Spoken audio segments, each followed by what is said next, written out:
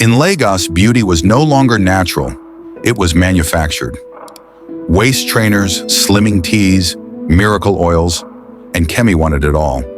But what started as a harmless obsession with a flat tummy soon dragged her into a nightmare that no one saw coming.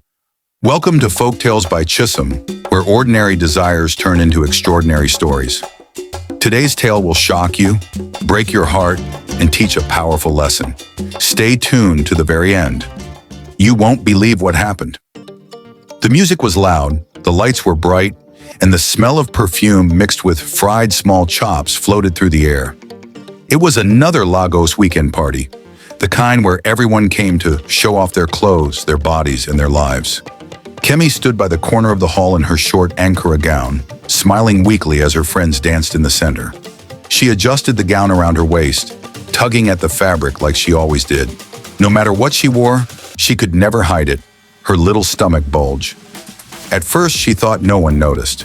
But that night, as the DJ screamed, "Ladies, shake what your mama gave you," one of her course mates leaned over and whispered loudly, "Kemi, better don't dance too much before your bell fall out 'em." The girls around laughed. Her smile froze. The laughter echoed in her ears. She turned away, pretending to sip her drink. All evening, she could not shake the sting. Her friends were slim, flat-tummied, perfectly shaped like the Instagram models she admired.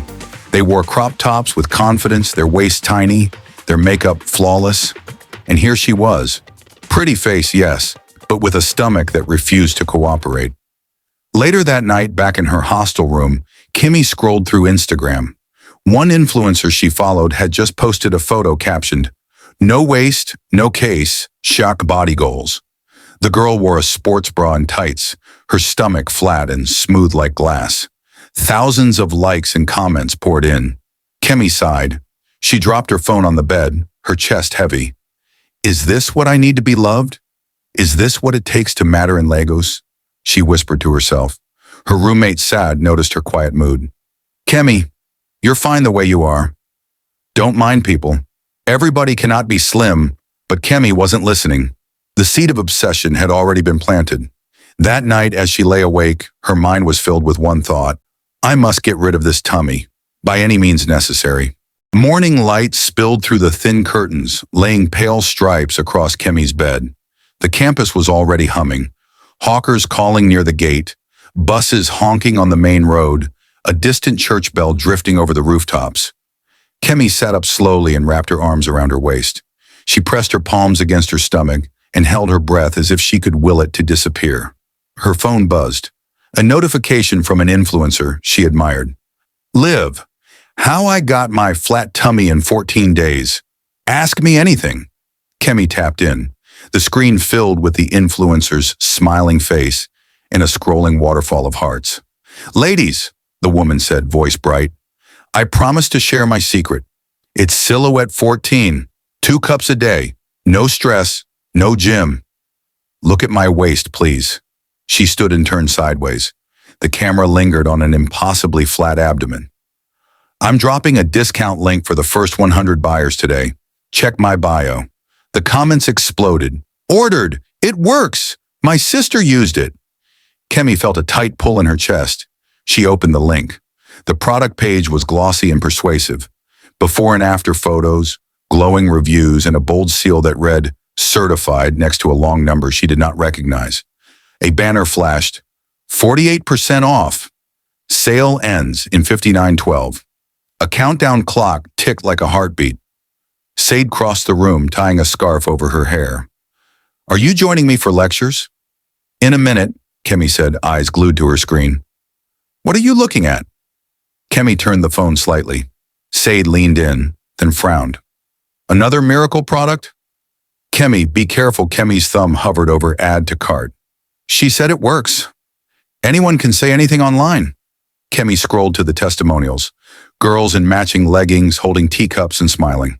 It looked harmless. Tea could not be dangerous. Sisters at home drank green tea every weekend. She took a breath and placed the order. 1 month supply, express shipping. By evening, she received a message on WhatsApp from a Lagos number. "Courier, package for Kemi. I will arrive at your hostel gate by 7:30 p.m. Please bring cash. Kemi. Okay, I will be there. Courier, do not discuss the product with anyone at the gate. Collect quietly. Thank you. A strange instruction. She read it twice. At 7:26 p.m., she slipped on a hoodie and walked toward the gate where vendors grilled corn and students argued about football. A motorcycle pulled up, engine purring. The rider lifted a small brown parcel wrapped in plastic. He wore a black cap pulled low and did not meet her eyes. Kemi? He asked. Yes. He handed it over, accepted her cash, and left without a word. The entire exchange took less than 10 seconds. Kemi tucked the parcel under her arm, her heart beating fast as she walked back through the crowd. In the room, she tore the wrapping open.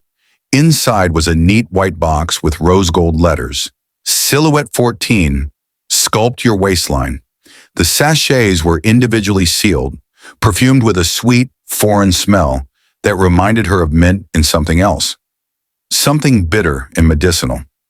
There was a folded instruction card. Brew 1 sachet in hot water for 5 minutes. Drink before bed. Do not eat heavy food after 6 p.m. Repeat daily for 14 days. For the best results, double the dose on days 10 to 14. Not recommended for pregnant or nursing women. Side effects may include mild cramps. She read the list twice. The card felt smooth and expensive in her fingers. Let me see, Sade said from her desk. Is there a number to call if anything happens? Kemi turned the box around. A phone number and an email address were printed in tiny font. The seal she had noticed online was here too. Certified quality.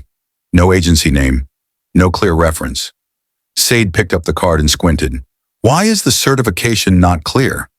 And what does mild cramps mean? Mild for who? It is tea, Sade, Kemi replied softly. Tea. Sade looked at her for a long moment. Please promise me you will listen to your body. Kemi nodded, but her mind had already moved ahead. She boiled water in their small electric kettle, placed a sachet inside her cup, and watched the liquid deepen to a rich amber. She inhaled the scent. It carried a coolness that clung to the roof of her mouth. She took a sip. Warmth spread through her, then a sharp note of bitterness rose behind the sweetness. She swallowed. Another sip. She tried to imagine her waist shrinking, the number on her tape measure dropping, her dresses sliding over her hips with ease. She imagined walking into a hall and no one laughing, no whispering, no sideways glances. Only admiration. That night she slept lightly and dreamed of a mirror that made her look perfect. In the dream, fingers reached from behind the glass and tugged her closer. The next morning she tied a scarf around her head and studied herself in the mirror. No change, of course. It was only the first night. She dressed for class and reached the lecture hall early.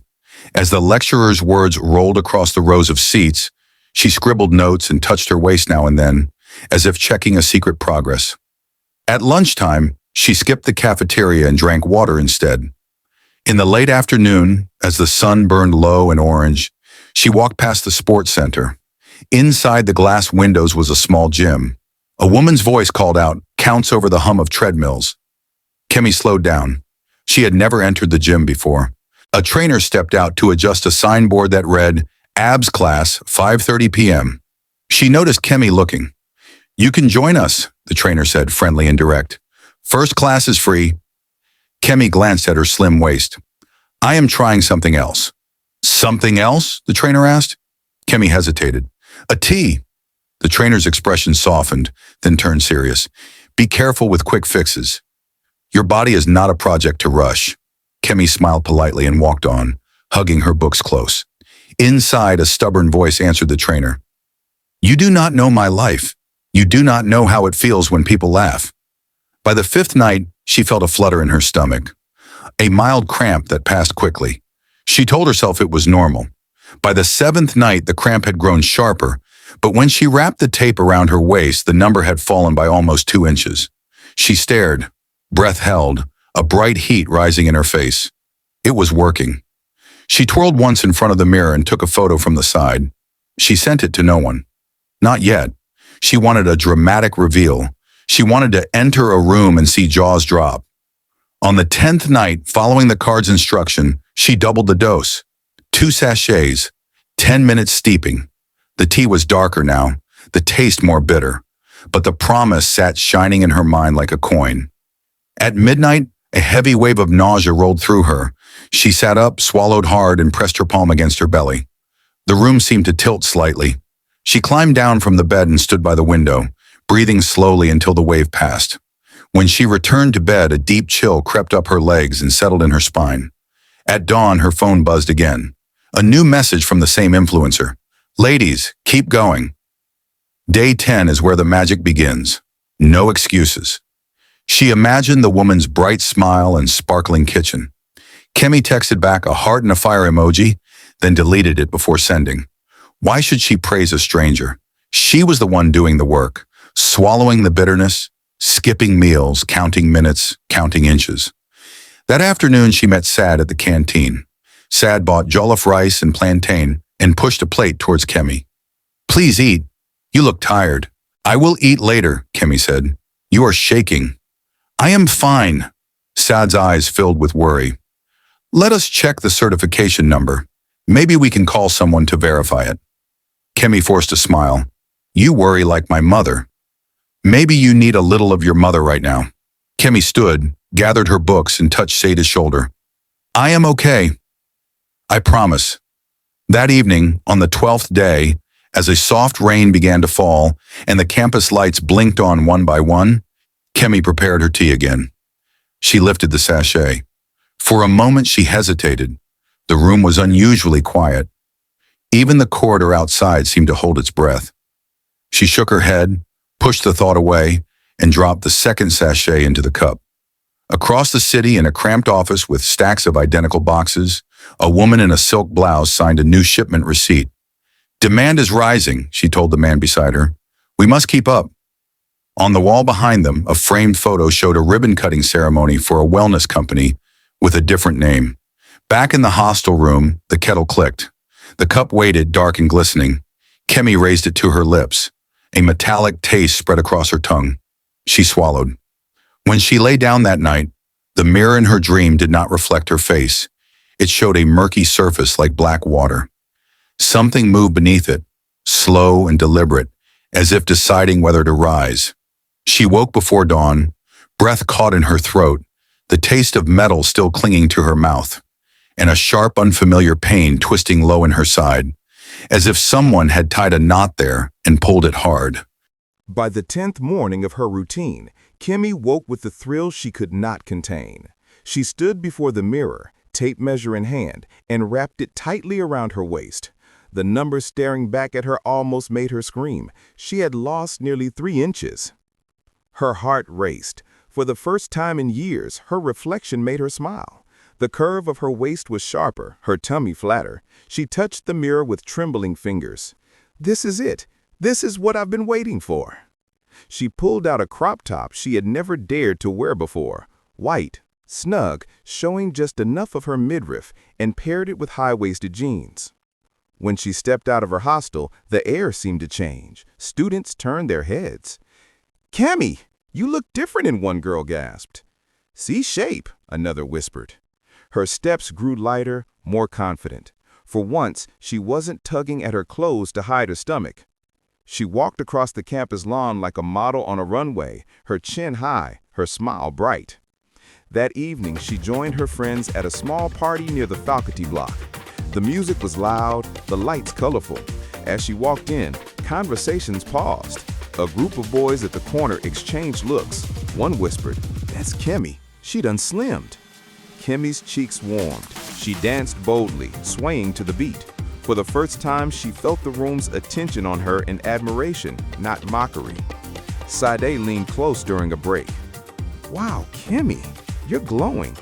But are you okay? You look thinner than usual." "I'm fine," Kemi replied, brushing her off with a smile. "Finally, people are noticing me." As the music rose again, another friend exclaimed, "Girl, your waist is fire. What are you using?" Kemi laughed lightly, pride swelling in her chest.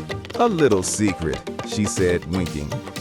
But midway through a dance, the room tilted slightly. A sudden wave of dizziness rushed over her. She grabbed the back of a chair, steadying herself quickly before anyone noticed. She forced a smile, continued dancing, though sweat glistened on her forehead. Her friends cheered her on, but inside, her stomach churned with the dull ache. She told herself it was nothing, just hunger. She would drink her tea again tonight. Double the dose if she must. After all, the stares, the whispers, the compliments, they were worth every ounce of discomfort. As the party swelled around her, Kemi thought triumphantly, "This is only the beginning. Soon no one will laugh at me again." What she didn't know was that the very tea she clung to would soon betray her, turning her fleeting glory into lasting tragedy. By the 13th day, the rain had cleared, leaving Lagos hot and restless. The campus buzzed with preparation for mid-semester tests. Students huddled in groups outside the faculty buildings, some murmuring formulas, others sharing jokes to ease their tension. But Kemi's mind was far from equations and essays. Her stomach twisted with a sharp pang every time she moved too quickly. She pressed her palm against her side as she walked into the lecture hall, her steps slow, careful. "Kemi, are you okay?" Sade whispered as she slid into the seat beside her. "I'm fine," Kemi replied quickly, though her face was pale. She tugged her hoodie tighter. "Just tired." Sade's eyes narrowed. "Is it that tea?" Kemi looked away. "I told you it's nothing." The lecturer's voice boomed across the room. Kemi tried to focus, scribbling notes, but the words blurred. Beads of sweat dotted her forehead. When she bent over her notebook, the room swayed. She closed her eyes for a moment, willing herself to stay upright. By the time the class ended, her legs felt like water. She forced a smile as she walked out with the crowd. The corridor tilted again. Sad reached out quickly and steadied her. "Kemi." "I'm okay," she whispered, gripping Sade's hand. But her breathing was shallow, each inhale a struggle. That evening, Sade confronted her in their room. She snatched the white box from Kemi's locker and held it up. "This thing is killing you." Kemi's eyes flashed. "Give it back." "No!" Sade shouted, her voice shaking. "Kemi, you are changing. You barely eat. You barely sleep. You are shrinking, but not in a healthy way. Can you not see?" Kemi snatched the box back, hugging it to her chest. Her voice cracked. "You don't understand. All my life, people have laughed at me. At parties, in class, everywhere. I just want to feel beautiful for once. Is that too much?" Sade's anger softened. She stepped closer, placing her hand on Kemi's shoulder. "You are beautiful. You always were. But if you continue like this, you will not live long enough to see it." Kemi turned away, blinking back tears. She placed the box on her desk, staring at the shiny rose gold letters.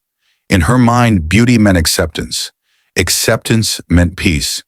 Could she really give that up now, when she was so close? That night, as the hostel grew quiet, she doubled the dose again. She sipped slowly, her hand trembling slightly. Afterwards, she curled under her blanket, waiting for the warmth to calm her. Instead, a dull ache spread through her lower belly, sharper than before. She clenched her teeth. Minutes crawled by. At midnight, she woke to a stabbing pain so fierce she gasped aloud.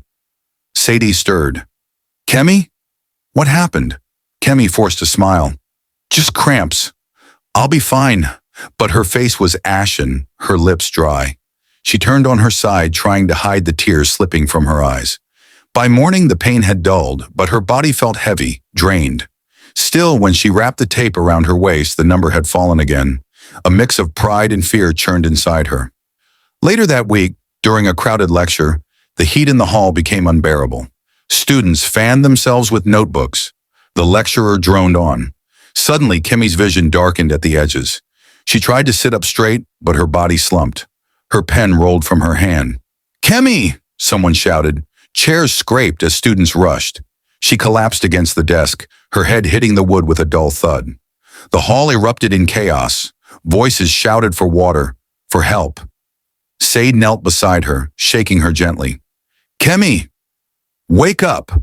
Her eyes fluttered open weakly, but her body refused to move. A deep, dragging fatigue pulled her down, deeper than sleep, deeper than rest. And in that moment, as her classmates gathered around in fear, Kemi realized she was losing control, not of her weight, but of her life. The siren wailed faintly in the distance as the small campus ambulance sped through the Lagos evening traffic. Inside, Kemi lay on a stretcher, her breathing shallow, her face pale and damp with sweat. Sad clutched her hand tightly, whispering prayers under her breath. "Kemi, stay with me, please. Just hold on," she begged, her voice breaking. The nurses worked quickly, checking her pulse, adjusting the IV line they had inserted. "She's losing strength," one muttered. "We must get her to LUTH now." The Lagos University Teaching Hospital came into view, its lights glowing against the darkening sky. Within minutes, they wheeled her inside, through bustling corridors lined with anxious families and the smell of disinfectant. The emergency ward swallowed her, and Sade was left standing at the doorway, trembling, her heart hammering. Moments later, Kemi's parents arrived. Her mother, Mama Kemi, wrapped her wrapper tighter as she rushed in, her headscarf sliding off. "Where is my daughter? Where is she?"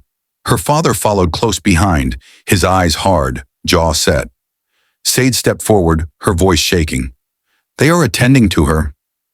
She collapsed in class. Mama Kemi's hands flew to her head. "Jesus! My child! What is happening?"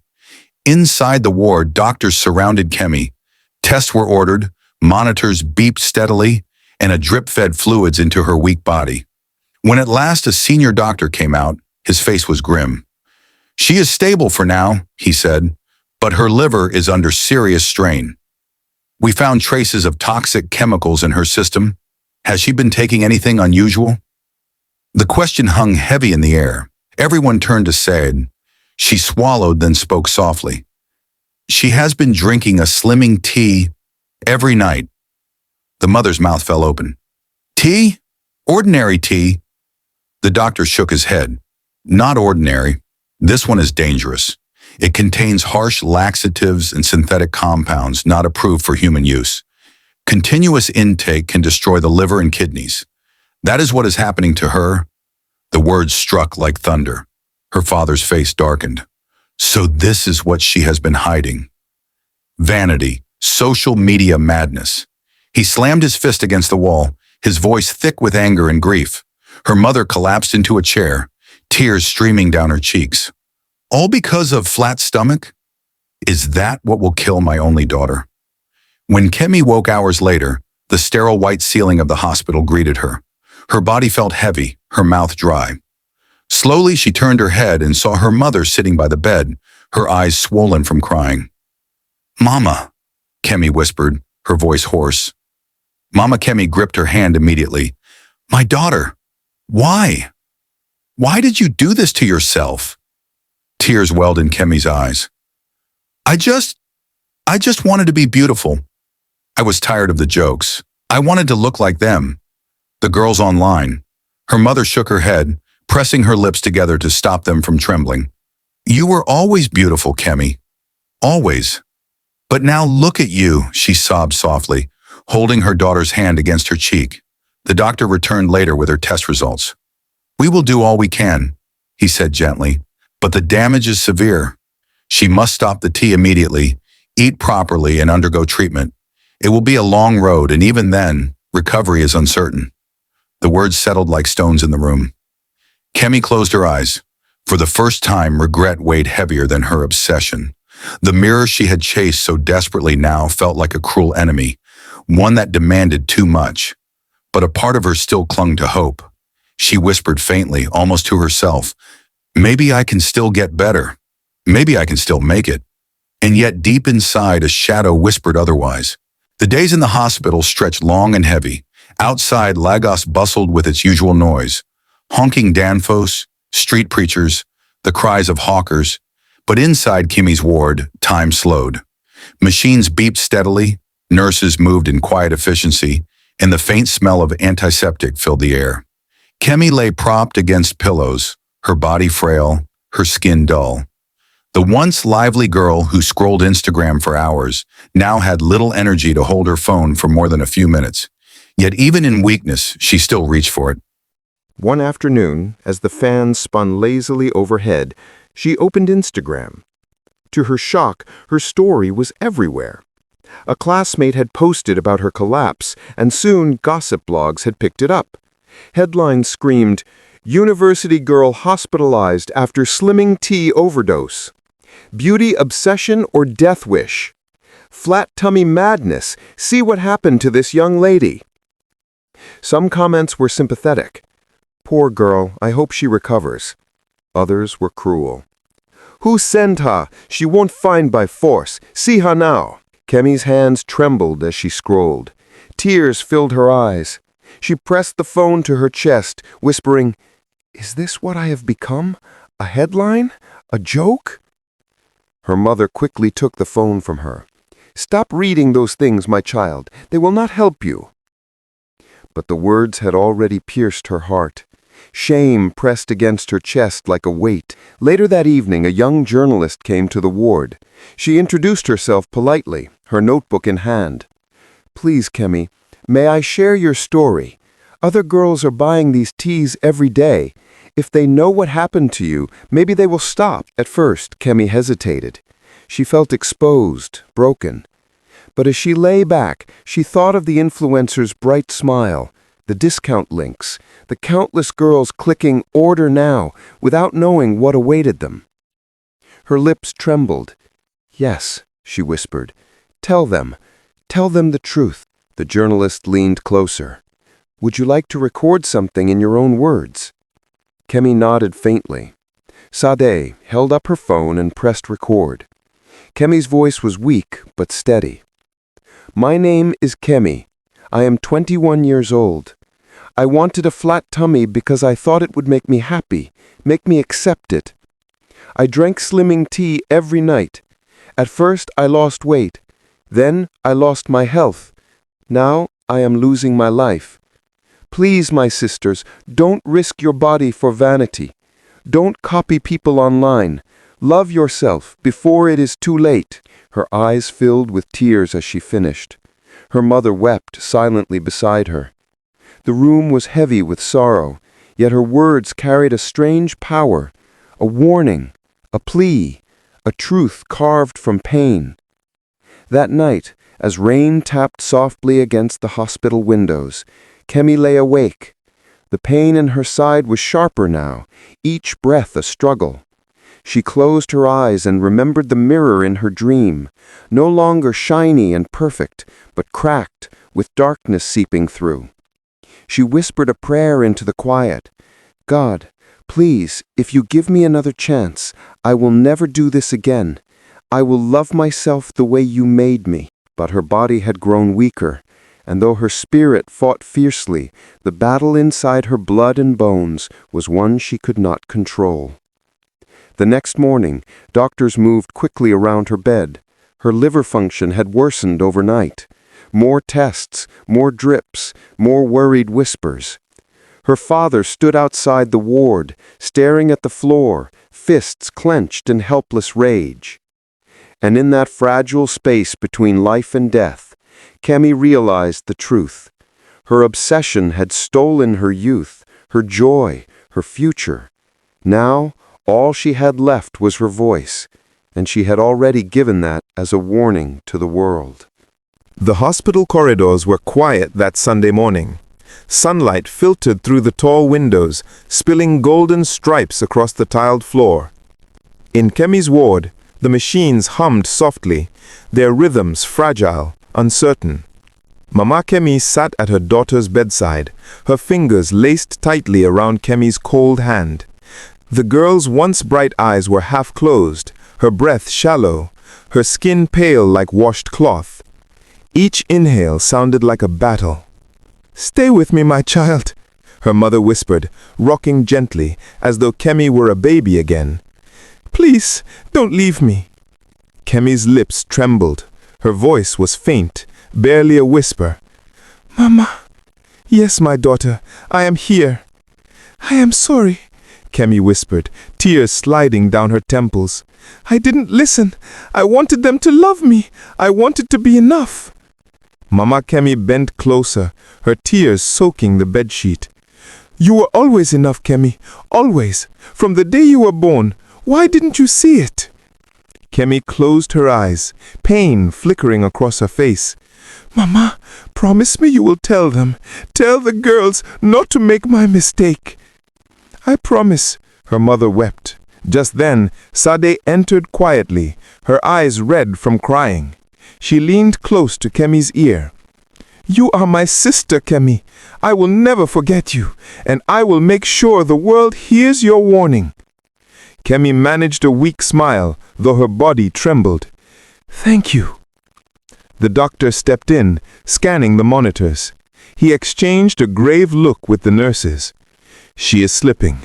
Prepare for the family."